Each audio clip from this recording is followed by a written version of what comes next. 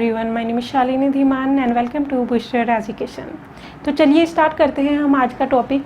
आज का हमारा टॉपिक है receipts and payment account. Receipts and payment account होता क्या है, उसका पूरा फॉर्मेट अच्छी तरह हम उसको समझेंगे और ये भी समझेंगे कि इसमें क्या चीज़ इंक्लूड की जाती है, कौन से ट्रांजेक्शन्स को हम इंक्लूड करते हैं और कौन से ट्रांजेक्शन्स को हम इंक्लूड नहीं करते।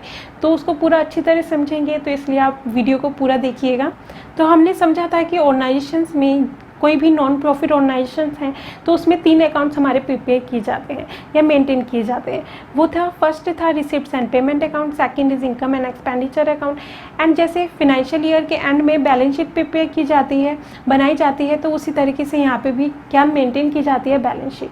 तो समझते हैं कि रिसिप्ट्स एंड पेमेंट अकाउंट है क्या।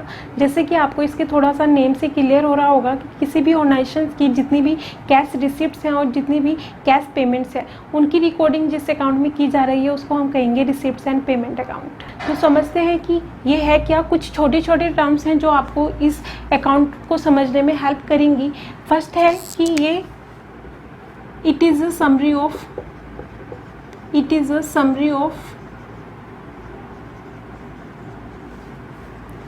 The cash book.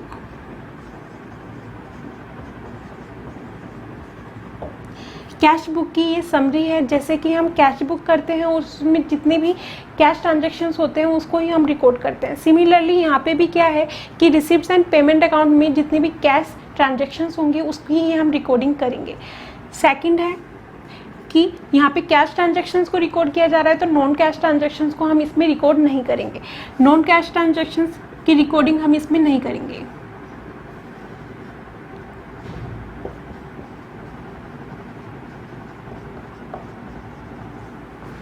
यहाँ पे मैं क्रॉस लिख रही हूँ जिससे कि आपको समझ में आ जाए कि हम नॉन कैश ट्रांजैक्शंस को हम इसमें रिकॉर्ड नहीं करेंगे। ये कैसे हो गए, जैसे कि डेप्रिसिएशन हो गया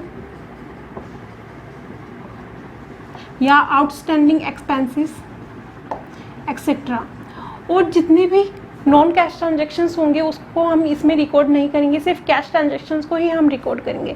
अब आपको ये तो समझ में आया कि कैश ट्रांजैक्शंस को हम रिकॉर्ड करेंगे, बट वो किस ईयर से रिलेट होने चाहिए हमें ये भी पता होना चाहिए। जैसे कि अगर छोटे से एग्जांपल से समझते हैं, जैसे कि अब फिनेंशियल ईयर अगर हम बात करें 2020 टू 2021,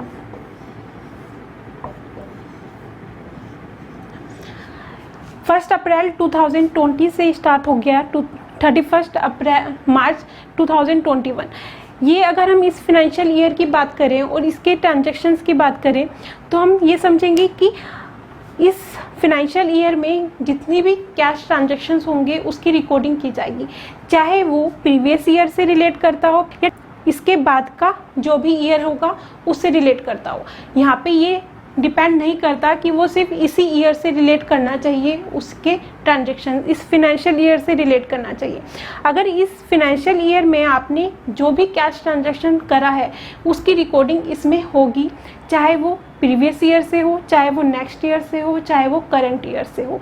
तो यहाँ पे इसमें रिकॉर्डिंग करेंगे जितने भी कैश ट्रांजैक्शंस होंगे करंट ईयर के जितने भी ट्रांजैक्शंस होंगे, अगर वो कैश में हो रहे हैं तो उसमें वो सारे ट्रांजैक्शन यहाँ पे आएंगे।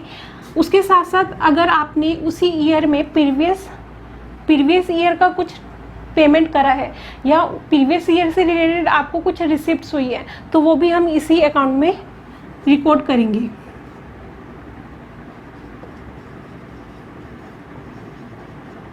प्रीवियस ईयर और नेक्स्ट ईयर, मतलब किसी भी फिनेंशियल ईयर से पहले का ईयर या उससे बाद का ईयर या करंट ईयर, जो भी कैश ट्रांजैक्शंस होंगे फिनेंशियल ईयर में आपके पास आए हैं, उस ऑर्गेनाइजेशन में रिसिप्ट्स हुई है या उस ऑर्गेनाइजेशन में उससे रिलेटेड पेमेंट हुई है। अगर वो करंट ईयर से रिलेटेड है तो कोई प्रॉब्लम नहीं है, वो हम इसमें शो करेंगे।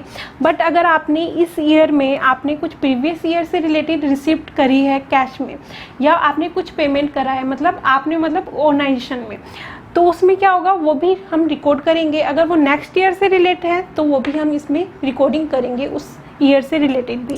तो यहाँ पे तीनों ही ईयर आ जाएंगे, बट वो सिर्फ कैश में होना चाहिए, कैश ट्रांजैक्शंस में ही होना चाहिए, तो उसकी रिकॉर्डिंग की जाएगी। नेक्स्ट है कि इसमें वो ट्रांजेक्शन्स का नेचर कौन सा होना चाहिए। जैसे हमने समझा था कि कुछ ट्रांजेक्शन जो हैं वो कैपिटल नेचर के हो सकते हैं और जो है कुछ हो सकते हैं रेवेन्यू नेचर के। तो इस अकाउंट में वो ट्रांजेक्शन्स का नेचर कौन सा होना चाहिए, कैपिटल की रेवेन्यू। यहाँ पे कैपिटल और रेवेन्यू नेचर दोनों के ही ट्रांजेक्शन्स को रिकॉर्ड किया जाता है, कैपिटल एंड रेवेन्यू नेचर।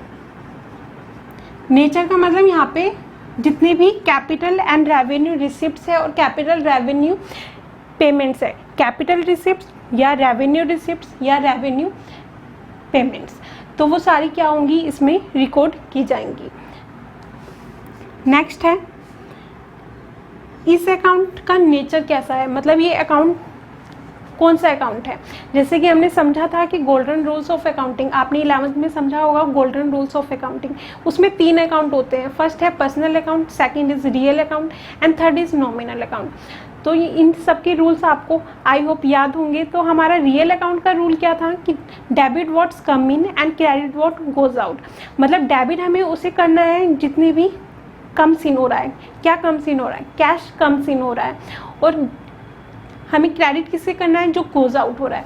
तो ये उसी रूल पे, ये जो अकाउंट है वो उसी रूल पे डिपेंड करता है।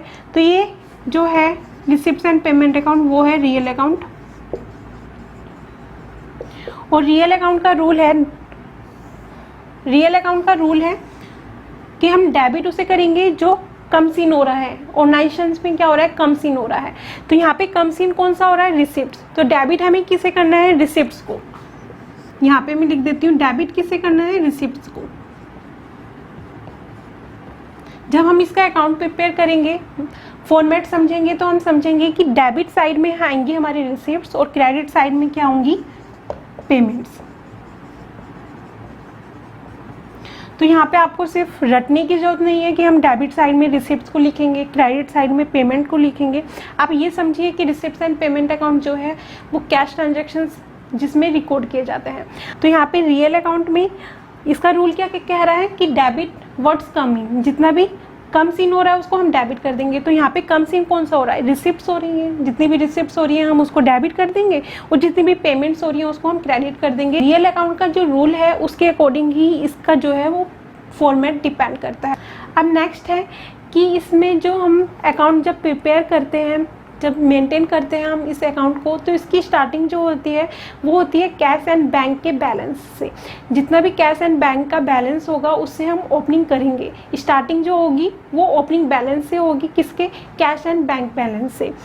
तो यहाँ पे लिख देती हूँ मैं कि start with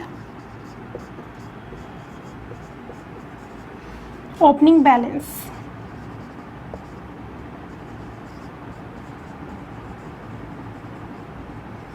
of cash and bank।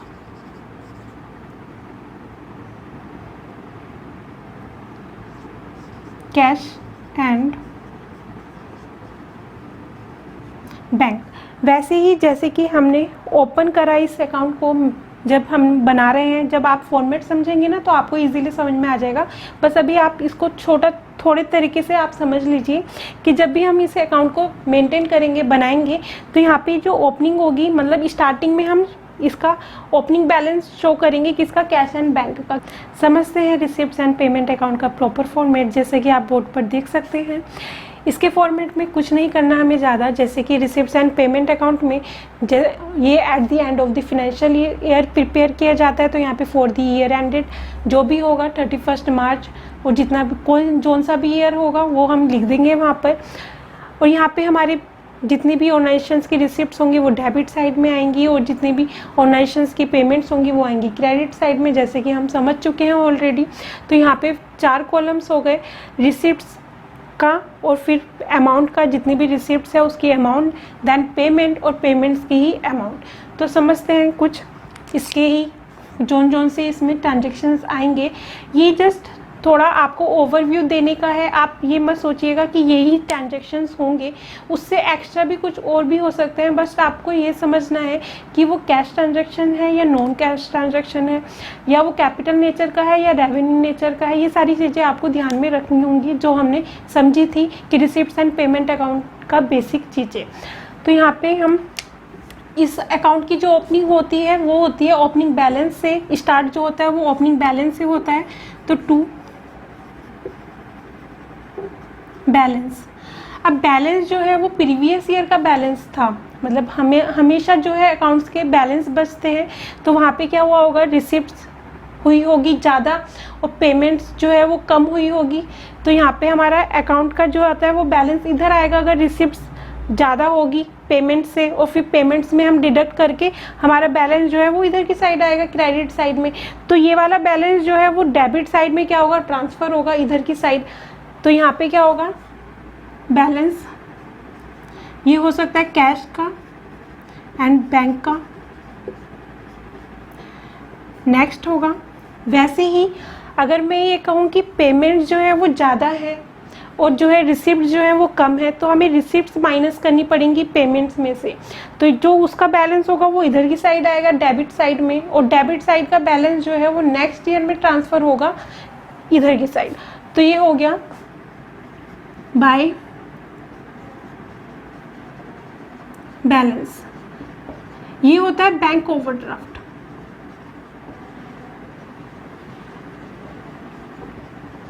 Bank overdraft, जब हमारी पेमेंट्स बिजनेस की मतलब ऑर्गेनाइजेशंस की जब पेमेंट जो है वो ज़्यादा हो रही है रिसिप्ट्स से, तो वो हो गया बैंक ओवरड्राफ्ट और उसका बैलेंस आएगा इधर। आपको ये समझ में आ गया होगा कि ये बैलेंस डेबिट में इधर की साइड क्यों आया, क्योंकि वहाँ का बैलेंस जो है वो इधर की साइड में ट्रांसफ़र होगा। नेक्स्ट जो होगी हमारी रिसिप्ट्स कौन सी होंगी, कुछ एग्जाम्पल्स के थ्रू समझते हैं कौन कौन सी रिसिप्ट्स होंगी। सब्सक्रिप्शन,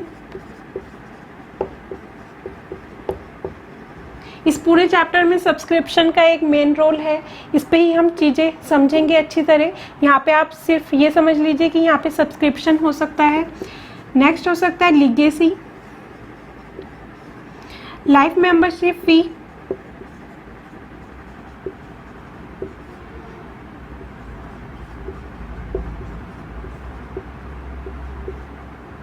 ये सारे जो भी पॉइंट्स हैं वो हम अच्छी तरह समझेंगे जब हम एक्स्ट्रा पॉइंट्स के वीडियोस कवर करेंगे।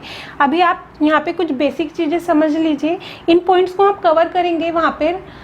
तो यहाँ पे आप समझ लीजिए कि कौन कौन सी रिसिप्ट्स होंगी। जो भी लाइफ मेंबर्स मतलब कोई भी ऑर्गेनाइजेशंस का मेंबर लाइफ मेंबर बनने के लिए वहाँ से क्या करते हैं, ऑर्गेनाइजेशंस के ही मेंबर जो भी बनना चाहता है उन पर्सन से करते हैं कुछ फ़ी रिसिप्ट। तो वो एक बार की ही रिसिप्ट होती है, तो वो हुई लाइफ मेंबरशिप फ़ी। नेक्स्ट हो गया, इसमें ही हो गया एंट्रेंस फ़ी,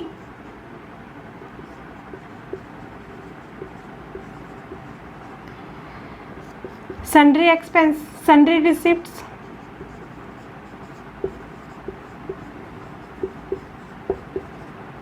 डोनेशन,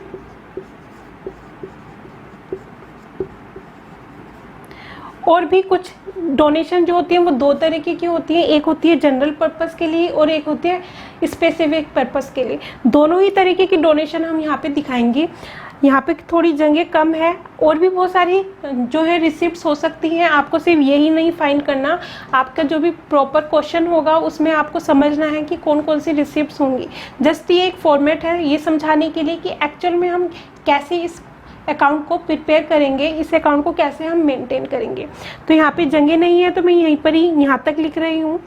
और भी रिसिप्ट्स हो सकती है वहाँ पे। तो अब हम बात करते हैं पेमेंट्स की। तो पेमेंट्स में हो सकता है हमारे salaries and wages, salary and wages, bye rent paid, अगर रेंट रिसीव्ड हो रहा है तो हम इधर की साइड दिखाएंगे, अगर रेंट पेड किया जा रहा है तो वो इधर की साइड आएगा। बाय इंश्योरेंस, यहाँ पे एक और चीज़ आ सकती है, वो आ सकती है इंटरेस्ट ऑन इन्वेस्टमेंट। जितने भी ऑर्गेनाइजेशंस हैं अगर वो इन्वेस्टमेंट कर रहे हैं उस पर जो इंटरेस्ट मिल रहा है वो भी क्या होगी, उसी ऑर्गेनाइजेशंस की रिसिप्ट्स होगी। तो यहाँ पे आप लिख लीजिएगा कि to interest on investment. Next है यहाँ पर printing and stationery, printing and stationery. Next is postage,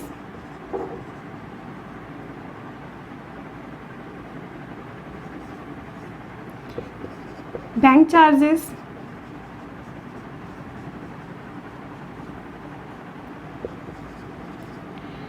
bank charges हो गया और हो गया सन्ड्री एक्सपेंसेस।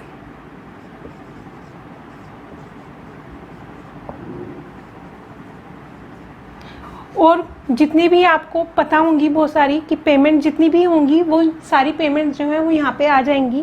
देन उसका हम क्या करेंगे, बैलेंस निकालेंगे। जैसे ये ओपनिंग बैलेंस है वैसे ही हम यहाँ पे क्लोजिंग बैलेंस भी इसको निकालेंगे। तो ध्यान रखिए कि अगर हमारी जो है रिसिप्ट्स ज़्यादा है, रिसिप्ट जो है वो ज़्यादा है और पेमेंट जो है वो कम है, तो हमें रिसिप्ट्स में से पेमेंट को माइनस करना पड़ेगा और वो बैलेंस जो है वो यहाँ पर आएगा।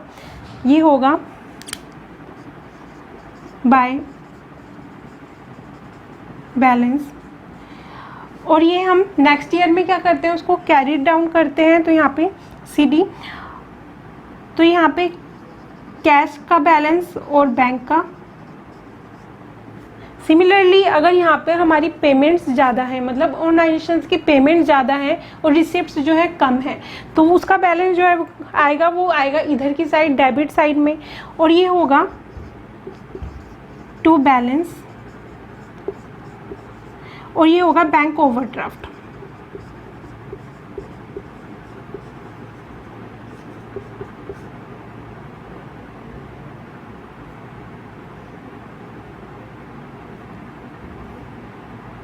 ये होगा बैंक ओवरड्राफ्ट।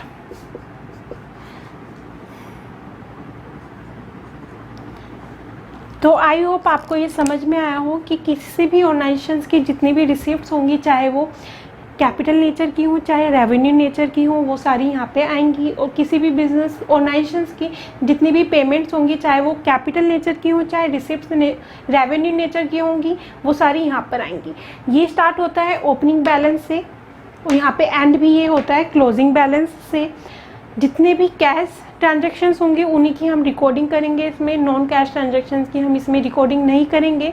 और इस ईयर में हम वो सारे रिसिप्ट्स और पेमेंट्स हम इंक्लूड कर सकते हैं, चाहे वो प्रीवियस ईयर से रिलेट करते हो चाहे नेक्स्ट ईयर से रिलेट करते हो। बट अगर वो इस फिनेंशियल ईयर में आपको रिसिप्ट्स हुई है या पेमेंट हुई है, चाहे वो रिलेट किसी भी ईयर से करते हो, तो वो हम उन सारे ट्रांजैक्शन की हम रिकॉर्डिंग जो है वो इसमें कर सकते हैं। आई होप आपको ये समझ में आया हो। अगर आपको मेरी वीडियोस हेल्प करती हैं अकाउंटिंग समझने में, तो आप वीडियो को लाइक शेयर एंड चैनल को सब्सक्राइब करना मत भूलिएगा, अगर अभी तक आपने चैनल को सब्सक्राइब नहीं करा है तो।